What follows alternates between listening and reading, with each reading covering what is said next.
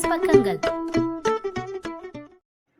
Hi friends, இது மாலிகாவின் கேளுங்க கதை கேளுங்க. மானஸ் எழுதிய இன்ப ஜீவிதம் அத்தியாயம் 36. விசாரணை அறையில் இன்பரசனின் முகத்தை பார்க்க பயந்து தரையை வெறித்து கொண்டு அமர்ந்திருந்தார் பரமசிவம். அவர் அடி வயிற்றில் பயப்பந்து உருண்டு கொண்டு இருந்தது. சொல்லுங்க பரமசிவம், நான் கேட்டதுக்கு பதில் என்ன? சார், அதுதான், எதுக்கு பார்த்திபன் மேலே இப்படி ஒரு பழியை போட ட்ரை பண்ணீங்க? அதுதான் சொன்னேனே சார், தடுமாற்றமான குரலில் கூறினார் பரமசிவம். எது?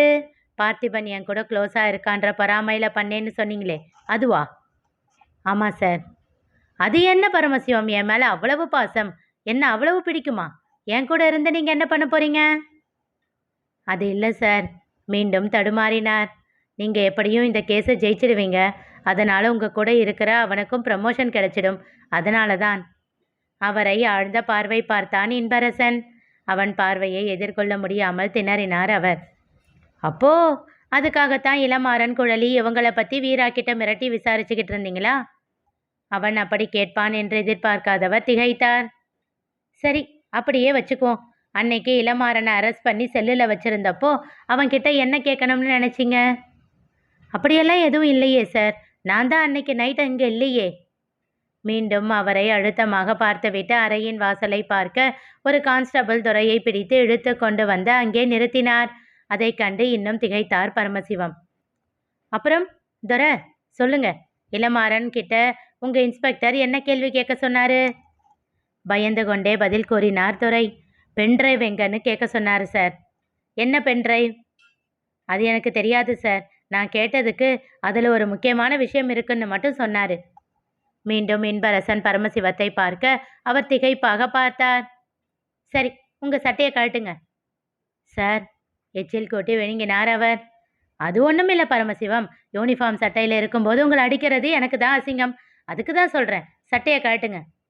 அவர் அப்போதும் அப்படியே இருக்க, சட்டையை நீங்களே கழட்டுறீங்களா இல்லை நான் இழுத்துக்கிட்டு போய் வெளியே நிற்க வச்சு கிழிக்கவா? அவன் கேட்ட விதத்திலேயே அவன் கோபம் புரிந்தது. ஆனாலும் அப்படியே அமர்ந்திருந்தார் அவர். அதில் இன்னும் கோபம் கொண்டவன் அருகில் இருந்த லத்தியை எடுத்து டேபிளின் மேல் வேகமாக அடித்தான். கழட்டுடா நாயே என்று கத்தினான். அதில் அதிர்ந்து எழுந்து நின்ற சட்டையை கழட்டிவிட்டார் அவர். அவர் அருகில் சென்று நெருக்கமாக நின்றவன், சொல்லு, எதுக்காக இதை பண்ண?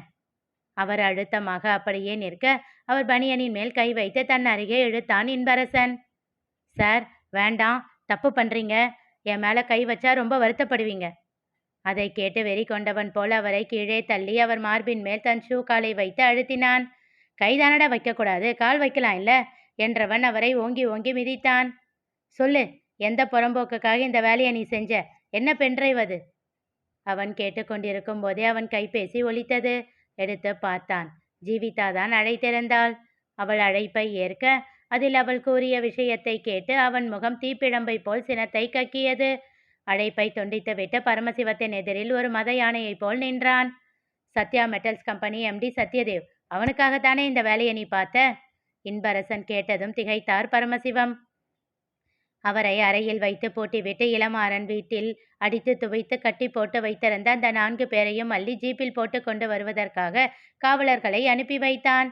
அப்போது வேகமாக காவல் நிலையத்திற்குள் நுழைந்தான் பார்த்திபன். என்ன ஆச்சு என்று கேட்டுக்கொண்டே அவனை அறைக்குள் அழைத்து சென்றான் இன்பரசன். சார், இளமாறன் கொடுத்த அட்ரஸில் போய் மலர்ன்ற பொண்ணை பிடிச்சு விசாரித்தேன். அவள் வீட்டு மாடியில் தான் அந்த பொண்ணு சண்மதி அவள் அம்மா மஞ்சுளாவோட குடியிருந்ததா சொன்னான். 1 மாதம் முன்னாடி மஞ்சுளா இறந்துட்டாங்களாம். அதுக்கப்புறம் அவளோட கார்டியன் வந்து கூட்டிகிட்டு போயிட்டாங்கன்னு சொன்னான். அந்த கார்டியனோட அட்ரஸ் விசாரிச்சியா? எஸ் சார், அவங்க வேற யாரும் இல்லை, சண்மதியோட பாஸ்போர்ட்டில் ஒரு அட்ரஸ் இருக்குல்ல, அந்த வீட்டில் இருக்கிறவங்க தான். Is it? அவங்க யாரு? அவங்க சண்மதியோட ஸ்கூல் டீச்சர் இலக்கியா. ஓ, அது ஓகே. பட் 6 மாதம் முன்னாடி எடுத்த பாஸ்போர்ட்டில் எப்படி அப்பா அம்மா 2 பேரும் இல்லைன்னு போட்டிருக்கு? அப்போவே அவங்க அட்ரஸில் எடுத்தது ஏன்? அதுவும் விசாரிச்சிட்டேன் சார்.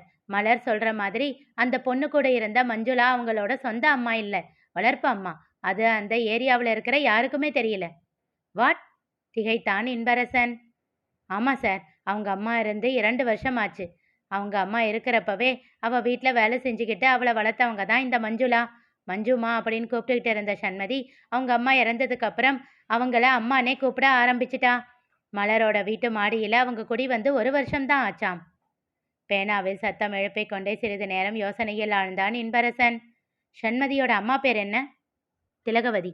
அப்பா பேரு? தெரியல சார். ஏன் விசாரிக்கலையா? விசாரிச்சிட்டேன் சார். அந்த டீச்சருக்கு அவர் பேர் தெரியல. ஒய்? திலகவதி ஒரு டிவோர்ஸி. அதனால சண்மதியோட அப்பா பேரை அவங்க எங்கேயும் குறிப்பிடவே இல்லையாம். சரி, திலகவதி உயிரோடு இருந்தப்ப எங்கே இருந்தாங்க அப்படின்னு விசாரி. அவங்க இறந்ததுக்கு அப்புறமும் மஞ்சுளாவும் சண்மதியும் அதே வீட்டில் தான் இருந்தாங்களா? அப்புறம் ஏன் அங்கேருந்து இங்கே ஷிஃப்ட் ஆனாங்க? இதையும் விசாரி. Okay sir. திடீர்னு சண்மதி லண்டன் போய் படிக்க வேண்டிய அவசியம் என்ன? இல்லை சார், திலகவதி ஒரு ஆஃபீஸில் ஒர்க் பண்ணிக்கிட்டு இருந்திருக்காங்க. அவங்க சம்பாதிச்சு தான் குடும்பத்தை நடத்தினது. அவங்க வேலைக்கு போகிறதுனால குழந்தைய பார்த்துக்க முடியல அப்படின்னு அவளை பார்த்துக்கிறதுக்காக வச்ச ஆளு தான் மஞ்சுளா. திலகவதி இறந்ததுக்கப்புறம் ஸ்காலர்ஷிப் அது இதுன்னு எப்படியோ இலக்கியா அரேஞ்ச் பண்ணி கொடுத்துருக்காங்க. அப்போதான் ஒளிவிளக்கு ட்ரஸ்ட்டை பற்றி தெரிஞ்சு சண்மதி நல்லா படிக்கிற பொண்ணுன்றதுனால அவளோட டீட்டெயில்ஸ் அங்கே கொடுத்து இருக்காங்களாம். அங்கே இருந்து அவளுக்கு வந்த ஆஃபர் தான் இது. 12th முடித்ததும் லண்டனில் போய் படிக்கிற மாதிரி ஸ்டூடெண்ட் வீசா எல்லாம் ஏற்பாடு பண்ணியிருக்காங்க இலக்கியா. தான் அவளுக்காக எல்லா ஸ்டெப்பும் எடுத்து பண்ணதுனால தன்னுடைய அட்ரஸையே கொடுத்து எல்லா அரேஞ்ச்மெண்ட்ஸையும் செஞ்சுருக்காங்க. ட்ரஸ்ட்டில் தன் பேரை கார்டியனாக கொடுத்துருக்காங்க. சஞ்சீவன் லண்டனில் படிச்சுட்டு வந்ததுனால சண்மதியோட ஸ்பான்சர்ஷிப்பை அவன் எடுத்துக்கிட்டு தான் படித்த காலேஜ்லேயே அவளுக்கு எல்லா ஏற்பாடையும் பண்ணி கொடுத்துருக்கான். அவ்வளவுதான் சார். இதில் வேற எந்த கனெக்ஷனும் இல்லை. இடம் வளமாக தலையசைத்தான் இன்பரசன். இல்லை பார்த்தி, எங்கேயோ பிசிறு தட்டுது. பிடிக்கிறேன், சீக்கிரமாக பிடிக்கிறேன். நேற்று வரைக்கும் நினச்சோமா இளமாறனுக்கும் சஞ்சீவனுக்கும் ஏதாச்சும் சம்பந்தம் இருக்கும்னு? சண்மதி மூலமாக வந்ததில்லை. காரணம் இல்லாமல் எதுவும் இன்டர்லிங்க் ஆகாது பார்த்தி. சரி, இன்னும் நான் கேட்குற இந்த டீட்டெயில்ஸையும் விசாரி. சொல்லுங்க சார். திலகவதி எங்கே வேலை பார்த்துக்கிட்டு இருந்தாங்க? எத்தனை வருஷமாச்சு அவங்களுக்கு டைவர்ஸ் ஆகி? அவங்க எப்படி இருந்தாங்க? அவங்க எந்தெந்த வீட்டில் குடியிருந்தாங்க? அவங்களோட ஹேபிட்ஸ் என்ன? சண்மதிக்கு அவங்க அம்மாவை தவிர வேற யாராச்சும் ரிலேட்டிவ்ஸ் இருக்காங்களா? சண்மதியோட அப்பா பேர் யாருக்காச்சும் தெரியுமா? யாராச்சும் அவரை பார்த்துருக்காங்களா? இந்த டீட்டெயில்ஸ் எல்லாம் எனக்கு வேணும். Okay sir. நாளைக்கு காலையில் முதல் வேலையாக இந்த டீட்டெயில்ஸ் எல்லாம் கலெக்ட் பண்ணிவிட்டு எங்கேயாச்சும் உனக்கு சந்தேகம் இருந்தால் அதுக்கேற்ற பதிலையும் கண்டுபிடிச்சிட்டு என்கிட்ட வந்து சொல்லு. Okay sir. அப்புறம் பார்த்திபன், திரும்பவும் மலர்கிட்ட விசாரி. சண்மதியும் மஞ்சுளாவும் வீட்டில் இருக்கும்போது அவங்க சொந்தக்காரங்க யாராச்சும் அவங்கள பார்க்க வந்திருக்காங்களா? சண்மதி எப்படிப்பட்ட பொண்ணு? இதையெல்லாம் கூட விசாரிச்சுக்கோ. Okay sir. சரி, நீ கிளம்பு. சல்யூட் அடித்து விட்டு செல்ல முனைந்தவன் ஒரு நிமிடம் நின்று ஏதோ கேட்க தயங்கினான். என்ன பார்த்தி? வீட்டுக்கு போகலையா சார்? மகிழனை பார்க்கலையா? சின்ன காயம்தான்னு ஜீவா சொன்னா. அவ கூடவே தான் இருக்கா. சார், எதுக்கும் கேர்ஃபுல்லாக இருக்கலாமே. வாட்ச்மேனை வேணும்னா வர சொல்லிடுங்க சார். அப்போ இவனை எங்கே மறைச்சு வைக்கிறது? வெளியில் தெரிஞ்சிடும். சார், அதுக்காக பசங்க தனியாக இருக்கணுமே. சின்னதாக சிரித்தான் இன்பரசன். இனி எங்கே தனியாக இருக்கிறது? அதான் அவன் இருக்கான்ல, அவன் பார்த்துக்குவான். ஓ, நீங்கள் அப்படி சொல்கிறீங்களா? ஆனால் சார், பசங்களுக்கு எப்படி அவன் இங்கே இருக்கிறது தெரிஞ்சது? மனதில் ஓடிக்கொண்டிருந்த யோசனைகள் எல்லாம் மறைந்து உறக்க சிரித்தான் இன்பரசன். தெரியலடா, இனிமே தான் கேட்கணும். நாம தான் ஏமாந்திருக்கோம் என்றான். வீட்டில் ஜீவிதா மாறனுக்கு இரவு உணவை எடுத்துக்கொண்டு ரூமுக்கு செல்ல அவள் வரும் சத்தம் கேட்டு வேகமாக எழுந்து குளியலறைக்குள் சென்று கதவை மூடிக்கொண்டான் மாறன். மாறா, வெளியே வா. ஜீவிதா அழைக்க அவனோ அழுத்தமாக அங்கேயே நின்றிருந்தான். சிறிது நேரம் பொறுத்து பார்த்தவளின் முகம் வேதனையில் சுருங்கியது. மாறா, சாரிடா என்றாள். நிகழ்ந்தது என்ன தெரிந்து கொள்ள தொடர்ந்து கேளுங்க. கதை கேளுங்க. மீண்டும் சந்திப்போம்.